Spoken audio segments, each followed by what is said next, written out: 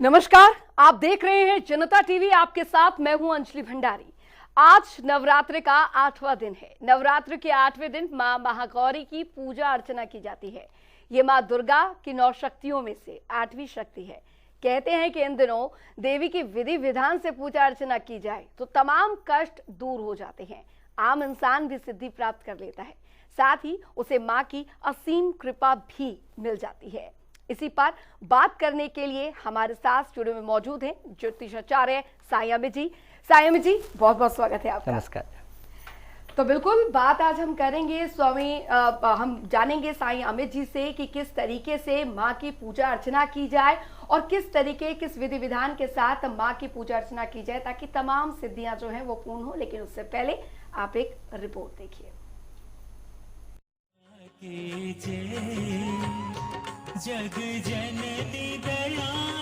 श्वेते वृषे समृद्धा श्वेतांबरधरा शुचिः महागौरी शुभम ददयानु महादेव प्रमोददा। नवरात्रि के 8वें दिन मां दुर्गा के 8वें स्वरूप महागौरी की पूजा की जाती है। महागौरी की 4 भुजाएं हैं, जिनमें से 2 भुजाओं में उनके शस्त्र होते हैं और 2 भुजाएं आशीर्वाद देती हुई प्रतीत होती हैं। इनका वर्ण सफेद और देखने में अत्यंत सुंदर है और इसलिए इनका नाम महागौरी है।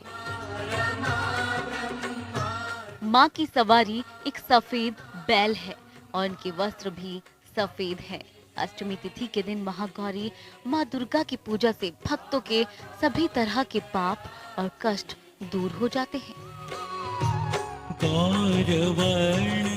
मान्यताओं के अनुसार देवी महागौरी भगवान शिव को पति के रूप में पाने के लिए तपस्या में लीन थी, तो उनके पूरे शरीर पर मिट्टी जम गई थी और ये कठोर तपस्या के कारण माँ का शरीर काला पड़ गया था। देवी की तपस्या से प्रसन्न होकर तब भगवान शिव ने उन्हें स्वीकार किया था और तभी से देवी के स्वरूप को भगवान शिव ने महागौरी का नाम दिया। अष्टमी तिथि के दिन प्रातःकाल स्नान ध्यान करने के बाद महागौरी की मूर्ति की स्थापना करनी चाहिए। कलश पूजन करने के बाद महागौरी का विधि विधान से पूजन करना चाहिए। इस दिन माँ को सफेद पुष्प अर्पित करें। माँ की वंदना मंत्र का उच्चारण करें। माँ की वंदना मंत्र का 108 बार जाप करने से माँ गौरी बेहद प्रसन्न होती हैं और कहा जाता है कि नवरात्रि के 8वें दिन पीले वस्त्र पहनकर माँ महागौरी की पूजा विशेष रूप से फलदायी होती है। इस दिन माता को सफेद वस्तु का भोग अर्पित करें और अपने मन की मुरादें पूरी करें।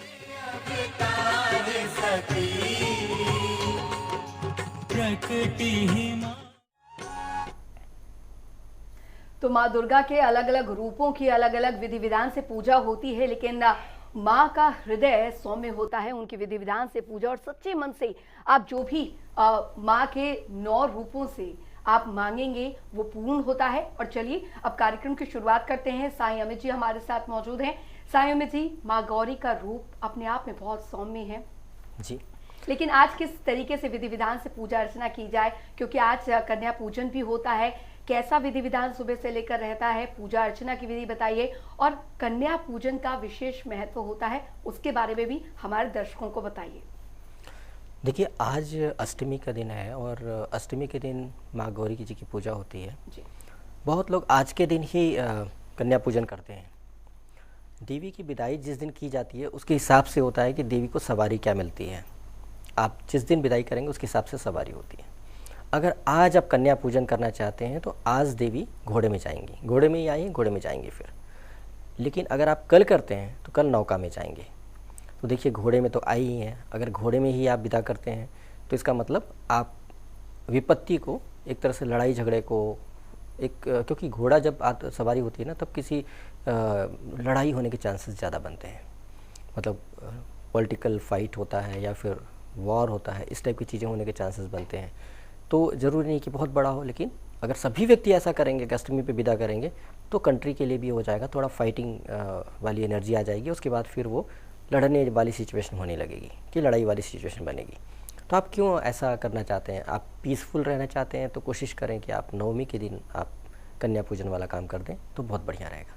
चूँकि लॉकडाउन चल रहा है, कोरोना चल रहा है, इस चक्कर में आपके घर कोई कन्या आएंगे, कोई अपना बच्चा भेजेगा खाने के लिए कि भाई कन्या जिमाने के लिए आपके पास भेज देगा अपनी बच्ची को, ऐसा चांसेस बहुत कम है। हर व्यक्ति अपने बच्चे को बचाना चाहता है। तो ऐसे केस में कैसे करना है ये आपको बताएंगे। तो इसलिए आप उसकी चिंता मत कीजिए कि कैसे होगा, बिल्कुल होगा, 100% होगा। तो इसलिए क्या है कि मैंने आपको सलाह दिया है कि आप हो सके तो नवमी के दिन कन्या जिमाइए तो अच्छा रहेगा। कन्या जिमाने के लिए कन्या की आवश्यकता भी नहीं है, आप घर के बच्चियों को भी खिला सकते हैं। जो बच्चियों को मासिक धर्म शुरू नहीं हुआ, मतलब पीरियड्स चालू नहीं हुए हैं, उसके पहले की स्थिति जो होती है वो अलग स्थिति होती है, वैसी स्थिति वाली बच्चियों को आप खिला सकते हैं और एक बच्चे को भी खिला सकते हैं। और बाकी के लिए कैसे करें, 9 अगर कन्या को खिलाना है तो 9 कन्या के लिए कैसे किया जाए इसके बारे में आपको बताएंगे, जब सारी विधि वगैरह बता के आपको बताएंगे। तो इसलिए ये कोई समस्या नहीं है, इसके लिए आप निश्चिंत रहिए, क्योंकि हर व्यक्ति के मन में यही चल रहा है। मेरे पास बहुत सारे कॉल्स इसी वजह से आ रहे थे, कैसे करेंगे, क्या तरीका हो सकता है, तो ये तरीका आपको ज़रूर बताएंगे। सबसे पहले देवी का ये है कि ये पूजा कैसे करना है इस देवी का। तो इन देवी के साथ क्या है कि सबसे पहले आपको संकल्प लेना है। संकल्प लेने के लिए हाथ ऐसे ऊपर रखना है, ऊपर रखने के बाद उसमें जल डाल करके और बाएं हाथ को नीचे रखना है और बोलना है, मैं अपना नाम, गोत्र, नक्षत्र, राशि, आज अष्टमी तिथि है तो बताइए अष्टमी तिथि को माँ गौरी की पूजन देवी माँ के माँ गौरी रूप की पूजा करने जा रहा हूँ या जा रही हूँ। अतः कृपा करके हे परमात्मा मुझे सहयोग करें जिससे मेरे पूजा पाठ जो भी आप करने जा रहे हैं पूर्ण रूप से सफल हो और इसका फल मुझे तत्क्षण प्राप्त हो, पूजा पूर्ण होती ही तत्क्षण प्राप्त हो। इस तरह से करके ज़रूर आप प्रार्थना कर लेंगे। तो इससे क्या होगा कि ये आपका पूजा करने का जो पर्पस आप बता देते हैं। तो ऐसा क्यों करना चाहिए, संकल्प इसलिए लेना चाहिए क्योंकि संकल्प लेने से क्या होता है, देवी देवताओं का काम क्या है, पूजा स्वीकार करना और फल प्रदान करना। आप जैसे पूजा करेंगे उसके हिसाब से उनको वो फल आपको देंगे। जैसे बैंक में क्या होता है, बैंक में आप एप्लीकेशन देते हैं तो वो आपको लोन देते हैं, अप्लाई करते हैं लोन के लिए, उसके बाद लोन देते हैं। बैंक का काम है, लेकिन वो जलेबी नहीं देगा। बैंक में जाकर बोलेंगे जलेबी दे दो मुझे, वो नहीं देगा। और जलेबी की दुकान में पैसे मांगेंगे तो पैसे नहीं देगा। इसी तरह से हर व्यक्ति का डिपार्टमेंट होता है ना, उसी तरह से देवी देवता मिनिस्टर्स की तरह से है। मतलब जो देवी का जो डिपार्टमेंट है वो वही देंगी और उनको उसी विशेष तरीके से पूजा की जाती है। बैंक में चेक डालते हैं तो उसमें चेक में तरीका होता है कि इस तरीके से आप लिखेंगे तभी आपको पैसा मिलेगा, नहीं तो नहीं मिलेगा। जब बैंक इतना स्ट्रिक्टली अपने नॉर्म्स को फॉलो करता है तो देवी देवता क्यों नहीं करेंगे। तो इसलिए जैसा मंत्र जैसा तरीका होता है वो बिल्कुल होता है। अब चूंकि देवी देवताओं का काम ही यही है, उनके लिए जिम्मेदारी ये दी गई है, तो जब आप संकल्प लेंगे इसका मतलब आप कमिटेड हैं, आप करेंगे तब वहाँ पर देवी मौजूद होंगी, अदरवाइज देवी नहीं रहेंगी। तो आप बिना संकल्प के पूजा कर लिए मतलब देवी है नहीं, पूजा किए जा रहे हैं, फिर आपको फल क्या मिलेगा, कुछ नहीं मिलेगा।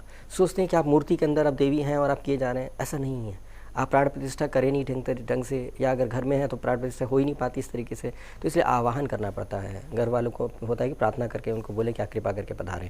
हाँ, मंदिर जहाँ जागृत मंदिर होता है वहाँ होती हैं देवी, वहाँ पर इस तरह से आह्वान करने की आवश्यकता नहीं होता, आप जाके डायरेक्ट पूजा कर सकते हैं क्योंकि देवी यहाँ मौजूद हैं। तो इसलिए ये डिफरेंस होता है। तो आप संकल्प जरूर करें। आसन के लिए मैंने बताया है, ऊनी आसन पर बैठना है।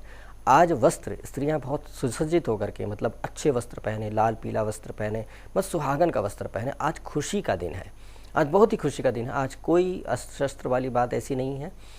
आज ये वो रूप है देवी का जिस रूप में शिव जी प्राप्त हो गए थे और पूरी तपस्या इनकी सफल हुई। आपने देखा कि किस तरह से शैलपुत्री के रूप में देवी जब हिमालय राज की पुत्री बनकर के पैदा हुई थी, उसके बाद उनको नारद जी ने स्मरण कराया, उसके बाद उन्होंने तपस्या करना शुरू किया माँ ब्रह्मचारी बन करके। उसके बाद उन्होंने खूब तप किया, पहले 1000 वर्ष तक कंदमूल खाया, फिर 3000 वर्ष तक गिरे हुए पत्ते खाए, उसके बाद वो भी छोड़ दिए। इतना कठोर तप किया, ऐसे करते करते वो बिल्कुल काली हो गई थी, बिल्कुल दुबली पतली काली, क्योंकि आसान तो नहीं है ना, बहुत कठोर किया तो एकदम धूमिल सा, एकदम काली सी और बिल्कुल बहुत ही ऑर्डिनरी हो गई। तो जब शिव जी प्रसन्न हुए कि भाई उनको बहुत हुआ कि इतना तप किया, तो जब शिव जी आए प्रकट हुए तो शिव जी ने अपने गंगा जल से, क्योंकि गंगा जी ने तो शिव जी की जटा में ही आई थी ना, अगर डायरेक्ट गंगा जल धरती पे आती तो बहुत कुछ नुकसान हो जाता, इतने वेग से आ रही थी, तो इसलिए शिव जी ने अपनी जटा में धारण किया था। तो शिव जी के पास तो एकदम कहा जाए कि गंगा जी का डायरेक्ट रूप है, तो वो शिव जी ने गंगा जल उनके ऊपर छिड़का और उनको बिल्कुल कांतिमय कर दिया और उनको इस तरह से ब्लेसिंग्स दिया कि वो 16 साल की युवा लड़की जैसी सुंदर हो गई और बिल्कुल बालिका जैसी हो गई। तो इसीलिए देवी का जो ये रूप है, माँ गौरी का रूप है, एकदम बालिका का जैसा रूप है। मतलब 16 साल की लड़की की तरह से एकदम कोमल सी, बहुत प्यारी सी, छोटी सी दिखेंगी आपको। तो इसीलिए ये रूप है। तो सारा तप जो कर करके उनका नुकसान हुआ था, वो सब समझ लीजिए कि पूरी तरह से सब ठीक हो गया और बहुत ही बढ़िया हो गया। तो इसीलिए ये बहुत ब्लेसिंग्स वाला है। ये वो क्षण है, ये वो पॉजिटिव एनर्जी है, जबकि पति के द्वारा ब्लेसिंग्स मिली है पत्नी को। तो जो भी स्त्री अपने पति से ब्लेसिंग्स चाहती हैं, लगता है पति के साथ अच्छा संबंध हो उसके लिए, तो उनको माँ गौरी की पूजा करनी चाहिए। इसलिए गौरी शंकर की पूजा की जाती है एक साथ, ताकि वो जिस तरह से तालमेल उनके साथ अच्छा बैठा रहा, वैसे आपस में बैठे। तो ऐसा मैंने इसलिए बता दिया था कि आप पूजा करें तो आपको फील आए। उसके बाद फिर क्या करना है, संकल्प लेने के बाद आपको दीपक जला करके पहले उसको नमस्कार करना है। जिससे जैसे आप घर में कोई आता है तो उसको आप आरती करते हैं, स्वागत करते हैं, तो इसी तरह से आपको ऐसे स्वागत करना है। उसके बाद फिर उनको पुष्प चढ़ाना है, उनको फल चढ़ाना है, और साथ में आपका मिठाई चढ़ाएं। मिठाई में क्या चढ़ाना है, जो आपको पसंद हो वो ज़रूर चढ़ाएं। आपको खूब पसंद होना चाहिए वो चीज़ चढ़ाएं, ज़बरदस्ती फॉर्मेलिटी ना करें। देवी भूखी नहीं है, ना देवी को कोई कमी है। तो जो आपको बहुत प्रिय हो, लगता है ये बहुत अच्छी चीज़ है, वो चढ़ाएं। अब लॉकडाउन की वजह से अगर आप मिठाई नहीं चढ़ा पा रहे हैं, कोई अफसोस मत करिए। घर में मिश्री होगा, मिश्री चढ़ा लें, बहुत अच्छी बात है। गुड़ होगा, गुड़ चढ़ा लें। कोई भी ऐसी चीज़, मीठी चीज़ आप चढ़ा सकते हैं। आज माफ़ होगा, कोई आप अपने मन से चढ़ा रहे हैं ना, जो आपको सुविधा हो। तो ये भी तो देखा जाएगा, शबरी ने जूठे बेर चढ़ाए थे तो राम जी के नाराज़ हो गए थे, खाए थे ना। तो इसलिए भाव चाहिए, भाव के साथ कीजिए। और जो देवी के लिए, आज की डेट पे देवी के लिए जो विशेष प्रिय चीज़ है देवी का, वो है नारियल। तो पानी वाला नारियल होता है वो चढ़ाएँ, और उसमें उसको चढ़ा करके उसके बाद तोड़ करके उसका जल सब लोग पिएँ, और साथ में नारियल ज़रूर खाएँ प्रसाद के तौर पर। तो ये काफ़ी शुभ रहता है। ध्यान रहे कि इसमें पर आपको जाप जो करना है वो जाप बहुत प्रेम से जाप करें, क्योंकि आज बहुत प्यारा रूप है देवी का। और जाप में क्या है कि मैंने बताया ना कि जैसे हमेशा बताया ना कि वो 3 मंत्र है सिंपल, वही करें, बहुत बढ़िया रहेगा। जैसे ओम ऐं ह्रीं क्लीं चामुंडाय विच्चे, ये सिंपल मंत्र है। और उसके बाद दूसरा मंत्र है या देवी सर्वभूतेषु माँ गौरी रूपेण संस्थिता नमस्तस्यै नमस्तस्यै नमस्तस्यै नमो नमः। तो इस तरह से क्या है कि सभी जीव में जो माँ गौरी के रूप में विद्यमान है उनको मैं नमस्कार करता हूँ, मतलब सभी के आत्मा के अंदर। तो ये आप एक तरह से मानते हैं कि सभी के अंदर देवी मौजूद है। तो ये बहुत बड़ा आदर है देवी को, और इससे देवी को बहुत अच्छा लगता है। तो ये आप मंत्र भी बोलते हैं और एक देवी को रिस्पेक्ट भी देते हैं। साथ में तीसरा है सर्व मंगल मांगल्ये शिवे सर्वार्थ साधिके शरण्ये त्र्यंबके गौरी नारायणी नमोस्तुते। ये तो माँ गौरी का मंत्र ही है, शुरू से आप कर रहे हैं लगातार, मैंने बताया है। ये माँ गौरी के लिए विशेष तौर पे डेडिकेटेड मंत्र है। तो इसलिए आप तीनों मंत्र में से कोई भी मंत्र जो आपको अच्छा लगता है, बहुत श्रद्धा से, बहुत अच्छे उच्चारण के साथ करें। यदि स्मरण हो चुका है और आपको कंठस्थ है, बहुत अच्छे अभ्यस्त हैं, तो कोशिश करिए कि मौन में मानसिक जाप करिए, वो ज़्यादा फ़ायदेमंद होता है। लेकिन अगर आप नहीं, आपको अभ्यास है तो आप बोल बोल के करें, क्योंकि यदि आपको अभ्यास नहीं है, आपकी वाणी उस तरह से ट्रेंड नहीं है, तो आप मानसिक करेंगे तो ठीक से नहीं कर पाएंगे, फिर उसका फ़ायदा नहीं होगा। तो अंदर जब मानस करें तो बहुत अच्छे से मन में लाउड बोल करके करें, उसका बहुत फ़ायदा है। तो इसलिए इस तरह से करके करें। और जीभ जो होती है ना, जीभ अगर ऊपर तालू की तरफ टच करके करेंगे तो और भी अच्छा रहेगा, मुझसे काफ़ी अच्छा रहेगा, उसका फ़ायदा बहुत अच्छे से, बहुत तेज़ी से मिलेगा आपको। जाप करने के बाद आप उनसे क्षमा जरूर मांग लें, हाथ जोड़ करके क्षमा मांगे कि हे देवी माँ, मैंने जितना ज्ञान मिला, जितना मुझे गाइडेंस मिला, जितना मैंने सुना, समझा, पढ़ा, उस हिसाब से मैंने आपका पूजन किया है। मनुष्य हूँ, गलती होती है, हम गलती के पुतले हैं, क्षमा करें, कृपा करके क्षमा करें, और मुझे मेरी गलतियों को अनदेखा करते हुए मुझे आशीर्वाद दें। मेरे अब तक के सारे जन्मों के पापों दोषों के लिए मुझे क्षमा करते हुए मुझे तृप्ति, संतुष्टि, प्रसन्नता एवं आनंद प्रदान करें, और मेरे से भविष्य में कभी कोई पाप ना हो, कोई दोष ना हो, ऐसी प्रवृत्ति, ऐसी मानसिकता दें। इस तरह से करके करें ताकि आगे जाकर भी कोई पाप आपसे ना हो जाए। तो ये बहुत अच्छी बात है, ऐसा करेंगे तो देवी को भी अच्छा लगे। कोई भी इंसान आपसे बोलता है, बच्चा, छोटा सा बच्चा आएगा, बोलता है मैं अब गलती नहीं करना चाहता हूँ, मैं अब कभी गलती नहीं करना, आप मेरी हेल्प करो, मैं पढ़ना चाहता हूँ, तो आप कहोगे चलो कोई बात नहीं बच्चे आ जाओ। हर व्यक्ति ऐसी कहेगा। तो माँ, जब आप बच्चे बोल रहे हो कि आप मैं गलती नहीं करना चाहता हूँ, मैं सुधरना चाहता हूँ, तो माँ क्यों नहीं कहेगी। तो ये बहुत अच्छे तरीके से आप इसे करें। और ध्यान रहे कि इसको करने के बाद फिर क्या करना है, नीचे जल गिरा करके जल को टच करना है, ज़मीन पे नीचे टच करके ऐसे उंगली फिंगर से टच करें और माथे से लगाएं, बोले ओम शक्राय नमः, ओम इंद्राय नमः, या इंद्रा या शक्राय बोले, इंद्रा कुछ भी एक में से कुछ भी चीज़ बोल सकते हैं। तो उसके बाद ही आसन से उठे, नहीं तो क्या है आपका पूजा का फल आपको पूरी तरह से नहीं प्राप्त हो पाता है। तो इस तरह से आप पूजन करें तो बहुत ही फायदेमंद रहेगा। बिल्कुल, पूरे विधि विधान के साथ आप माँ गौरी की पूजा अर्चना करते हैं तो निश्चित तौर पर आपको जो फल है वो मिलेगा। और साईं अमित जी ने हमें पूरे विस्तार से विधि विधान से हमें बताया कि किस तरीके से माँ की पूजा अर्चना की जाए, माँ के 8वें स्वरूप की पूजा अर्चना की जाए। साईं अमित जी, लेकिन वैसे ही वैश्विक महामारी का दौर चल रहा है, घरों में बहुत परेशानियां चल रही हैं, ऐसे में कई घर हैं जो काफी ज्यादा दुखी हैं या बीमार हैं, इस 8वें स्वरूप की कैसे पूजा अर्चना की जाए और उन विशेष तौर पर उन घरों के लिए जहां पर काफी ज्यादा घर में अशांति चल रही है वहां के लिए, क्योंकि मां गौरी के इस रूप के लिए कहा जाता है कि पापों का तो नाश होता ही है, घर में सुख समृद्धि और शांति भी आती है। देखिए, एक तो हमेशा ध्यान रखिएगा कि आपके जीवन में अगर कोई बीमारी होती है या कोई कष्ट होता है तो ये मत समझिएगा, और किसी ने कष्ट दिया नहीं, आपको स्वयं हो गया है, तो ये निश्चित तौर पे इस बात को समझने की कोशिश करिए कि आपके ही कोई पाप हैं जिसके लिए आपको इसमें एक कष्ट मिल रहा है और इस कष्ट को भुगतना चाहिए। मेरा अपना खुद का मानना है, हम खुद अपने लिए, मेरे जीवन में ये रहा है कि मैं अपने लिए खुद के लिए उपाय वगैरह नहीं करता। अगर मुझे तकलीफ़ है तो तकलीफ़ भोगने की कोशिश करता हूँ, क्योंकि मैंने अपने पिछले जन्मों में जाकर के जब देखा तो पता चला कि कर्म तो भुगतना ही पड़ता है। अगर अभी मैंने बाईपास कर दिया तो आगे जाके फिर कभी फंसेगी गाड़ी। तो इसलिए बेटर है कि अभी ही एडजस्टमेंट हो जाए और ज़िंदगी आगे निर्मल हो जाए, साफ़ हो जाए तो ज़्यादा बढ़िया है। हाँ, क्लाइंट के लिए आप तकलीफ़ में आते हैं मेरे पास उम्मीद करके तो आपको बता देते हैं, लेकिन खुद भोगने की कोशिश करते हैं। तो इसलिए क्या है कि और महसूस करते हैं कि ज़िंदगी बेटर होती है, उसके बाद ना आपकी ज़िंदगी लाइट होती जाती है। धीमे धीमे धीमे एक स्टेज आता है जो आपको क्षमा मिलती जाती है, और जो भी प्रकृति है, परमात्मा है, वो देखते हैं कि व्यक्ति स्वयं स्वीकार कर रहा दंड, तो ऑटोमेटिकली आपको क्षमा भी मिलती जाती है। तो इसलिए सबसे पहला तो ये समझने की कोशिश करें। दूसरा कि नवरात्र में हर समय मैंने बताया है कि आप कोशिश करिए कि 9 दिन तक करिए। नवरात्रि है, आप 8वें में ही रुक जाते हैं। होता क्या है कि आपको 8 दिन तक आपने बहुत अच्छा मेहनत किया, उपवास किया, व्रत किया, सब कुछ ठीक तरीके से किया। सिद्धिदात्री माँ की पूजा कोई नहीं करता है।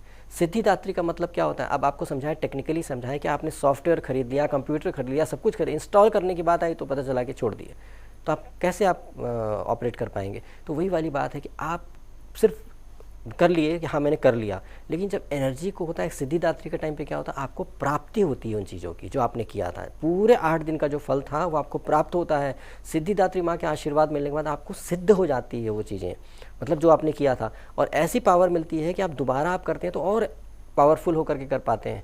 मतलब क्योंकि पहले वाली चीज़ आपके पास है तो आप आगे करेंगे तो उससे आगे बढ़ेंगे ना। अगर पहले वाली चीज़ गुम हो जाया करेगी, हर बार 8 दिन तक करिए, उसके बाद फिर कन्या जमा दीजिए, उसके बाद फिर अगले साल आप करेंगे तो कोई खास आपके अंदर क्वालिटी नहीं बढ़ जाएगी। लेकिन अगर आप 9 दिन करिएगा, 9वें दिन सिद्धिदात्री माँ से सहायता मिल जाएगी आपको, तो आप जब अगली बार कीजिएगा तो देखिएगा कि रास्ते खुलते जाएंगे। अरे आपको जो गुड़ नहीं मिल रहा था, अचानक कोई बोला रही वहाँ पे बहुत अच्छा गुड़ की दुकान खुली है, वहाँ से गुड़ मिल जाएगा। शहद नहीं मिल रहा है, शहद मिल गया। मतलब कुछ ना कुछ आपको देखेंगे कि देवी माँ खुद ही सहयोग कर रही हैं आपको कि चलो तुम कर लो, मेरे बच्चे को परेशानी ना हो। तो ये वो कृपा होती है कि आपके कनेक्शन ज़्यादा इस्टेब्लिश होते हैं। इसीलिए अगर आप ये करेंगे तो दैवी कृपा इतनी अच्छी हो जाएगी कि आपको बीमारियों से बचने में बहुत मदद। अब माँ शैलपुत्री की कृपा आपको मिल जाएगी, माँ ब्रह्मचारिणी की कृपा मिल जाएगी। तो अभी लॉकडाउन में चुपचाप बैठे रहना मजाक थोड़ी होता है। जब माँ यहाँ पर आपको माँ ब्रह्मचारिणी की सहायता आपको मिलेगी तो कितना अच्छा रहेगा, आप शांति से बैठ पाएंगे एक जगह पर। आसान नहीं होता बिना काम धाम किए हुए चुपचाप घर में बैठे रहना, बहुत बोरिंग और बहुत डिप्रेसिंग होता है। तो इसीलिए वो यहाँ पर आपको माँ ब्रह्मचारिणी जो है उनके रूप से मदद मिलेगी। माँ शैलपुत्री औषधि के मामले में आपको पता चला कि वो कुछ औषधि ऐसी हो जो आपको मदद मिल जाएगी। तो क्या होता है, जैसे ही आपको देवी कृपा हो जाती है, ऐसा नहीं है कि आप बिल्कुल चमत्कार हो जाएगा। कोई व्यक्ति आपको फ़ोन करेगा, एक बार ऐसी मुझे कफ़ की दिक्कत हो रही थी, मुझे प्रॉब्लम आ रही थी। एक मुझे किसी व्यक्ति ने बोला कि अरे आपको कफ़ की प्रॉब्लम है, आप कबाब चीनी खा लो, उससे बहुत फ़ायदा हो जाता है। मुझे कोई आइडिया नहीं था, मैंने सचमुच खाया, मुझे इमीडिएट फ़ायदा हो गया। मैंने कोशिश नहीं किया था, परमात्मा की कृपा थी कि ऐसे व्यक्ति से कहवा करके उसने मुझे वो चीज़ दिलवाया और सचमुच आराम मिल गया। तो क्या होता है, आपको भी ऑटोमेटिकली यदि आपको कृपा है परमात्मा की तो कहीं ना कहीं से कोई ना कोई देवी माँ कृपा है तो ऐसे मिल जाएगा, सहायता मिल जाएगी और आप सचमुच ठीक हो जाएंगे। 10 सलाह नहीं मिलेगी, एक ही सलाह मिलेगी, सटीक मिलेगी। तो इसके लिए आपको बहुत ज़रूरी है कि आप देवी माँ से प्रार्थना करें, समर्पण करें कि देवी माँ इस कोरोना में, इस समस्या में मैं आपको समर्पित करता हूँ, लेकिन पहले अपने पापों के लिए क्षमा मांग लीजिए। अब आप पापी हैं और चाहते हैं आपको बेनिफिट भी मिले। अगर आपके बच्चे का किसी ने मर्डर कर दिया और कहता है कि मुझे क्षमा करो, तो आप इतनी आसानी से क्षमा नहीं कर पाएंगे ना। हाँ, लेकिन क्या है कि बहुत ज़्यादा प्रायश्चित करेगा और अच्छा इंसान बनने की कोशिश करेगा तो करेंगे। तो इसीलिए पहले आप क्षमा मांगिए, प्रवृत्ति बदलिए, ऑटोमेटिकली देवी की कृपा प्राप्त होने लगेगी और बहुत अच्छा लाभ मिलेगा। साईं अमित जी, क्योंकि शुभ मुहूर्त मुहूर्त कब से लेकर कब तक रहने वाला है पूजा अर्चना के लिए, वो भी हम चाहेंगे कि हमारे दर्शकों को बता दें, और साथ ही जो कन्या पूजन का वक्त है वो भी आप हमारे दर्शकों को बता दें। देखिए, ऐसा है कि जो समय है, उस समय के मैंने बताया है कि प्रातः काल के समय पर आपका जो सूर्योदय का समय होता है उस समय पर पूजन करना बहुत ही शुभ रहता है। जो लोग बहुत ही ज़्यादा डिवोटेड है, ऐसे बुजुर्ग लोग हैं, वो उनके पास टाइम भी है, मॉर्निंग में उठ करके ब्रह्म मुहूर्त में कर लेंगे तो और भी अच्छी बात है। साथ साथ क्या है, एक अभिजीत मुहूर्त होता है, दोपहर के समय होता है, वो भी बहुत अच्छा मुहूर्त है। शाम के समय सनसेट के टाइम पे होता है, वो भी बहुत अच्छा मुहूर्त है। जो तांत्रिक हैं, जो सिद्धियाँ करना चाहते हैं, वो रात में करते हैं, क्योंकि नवरात्रि है, रात्रि के समय सिद्धियाँ की जाती हैं, तो वो उनके लिए लाभदायक है। तो इस तरह से कर लेंगे तो बहुत अच्छा रहेगा। अब कन्या जिमाने का तो संभव नहीं है, और मेरे ख्याल से आपको कन्या जिमाना भी नहीं चाहिए। अगर जिमाते हैं, कुछ हो गया बच्चे को, तो आप ज़िंदगी भर माफ़ नहीं कर पाएंगे। आप अपने आप को बहुत पवित्र आत्मा समझ के चल रहे हैं, हो सकता है एक पाप आपका सामने आ जाए और वो पता नहीं यही गड़बड़ हो जाए कि उसकी आपकी वजह से उस व्यक्ति की जान चली जाए, तो आप कैसे माफ़ करेंगे अपने आप को?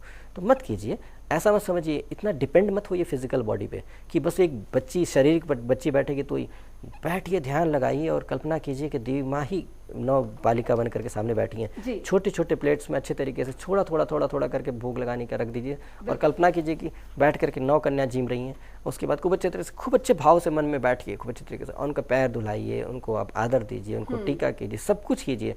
और उसके बाद आधे घंटे के बाद उस सबको मिला करके सब लोग प्रसाद के तौर पर ग्रहण कर लें। बहुत अच्छी बात है। मानस पूजा भी बहुत पावरफुल होती है यदि आपके मन में वाकई भाव है तो। वस्तु की इतनी वैल्यू नहीं होती, फिजिकल बॉडी की कोई वैल्यू नहीं होती है। शुरू में मैंने बहुत साधना सिद्धियाँ करते रहते थे, लेकिन बाद में एक बार साधु से मेरी मुलाकात हुई पहाड़ों पे, हिमालय। उन्होंने बोला कि आप शरीर के पीछे क्यों पड़े रहते हो, मन से कब करोगे, मर जाओगे तो शरीर खत्म हो जाएगा, फिर कैसे करोगे। मेरे को बात समझ में आई, तो इसीलिए मन को भी साधते रहिए शरीर के अभ्यास करने के साथ साथ। तो मानसिक पूजा करिए। मानसिक पूजा करने के बाद क्या होगा, इतना अच्छा अभ्यास हो जाएगा कि शरीर जब छूट भी जाएगा ना तो भी आप पूजा कर सकते हैं। ऐसा भी तो सोचिए।